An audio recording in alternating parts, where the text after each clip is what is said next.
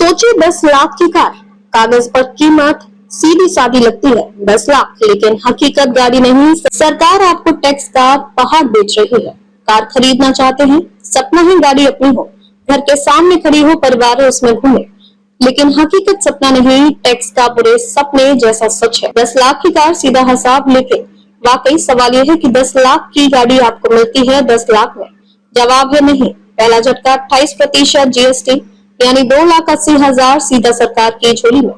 दूसरा झटका 1% कैश आय। तीसरा झटका 16% रोड टैक्स। अब कार का दाम 10 लाख नहीं रहा, सीधा बढ़कर हो गया है 15 लाख रुपए। लेकिन ठहरिए, खेल यही खत्म नहीं होता। इस 15 लाख की कार को खरीदने के लिए आपकी कमाई कितनी होनी चाहिए? लगभग 23 लाख। क्यों? क्योंकि 8 लाख रुपए आपकी जेब से पहले ही आय कर बनकर निकल चुके हैं। यानी कार की असली कीमत 10 लाख, टैक्स और टैक्स पर टैक्स जोड़कर कीमत 15 लाख। और इस 15 लाख की कार खरीदने के लिए आपको 23 लाख कमाने होंगे। अब आप बताइए, क्या आप कार खरीद रहे हैं या आप सरकार को टैक्स का पहाड़ चढ़ा रहे हैं? जनता सवाल पूछ रही है, कमाई हमारी, मेहनत हमारी, पर आधा से ज्यादा किसका? क्या गाड़ी हमारी या सरकार का खजाना? मिडिल क्लास की सच्चाई यही है, गाड़ी ईएमआई पर और जिंदगी टैक्स पर। आप सोचिए, एक छोटी सी अल्टो कार जिसकी कीमत 3.87 लाख है, उस पर टैक्स और चार्जेस जोड़ दीजिए, GST case, road tax, insurance, गाड़ी पर 2 लाख से भी ज्यादा टैक्स, मतलब आधी गाड़ी सरकार ले गई।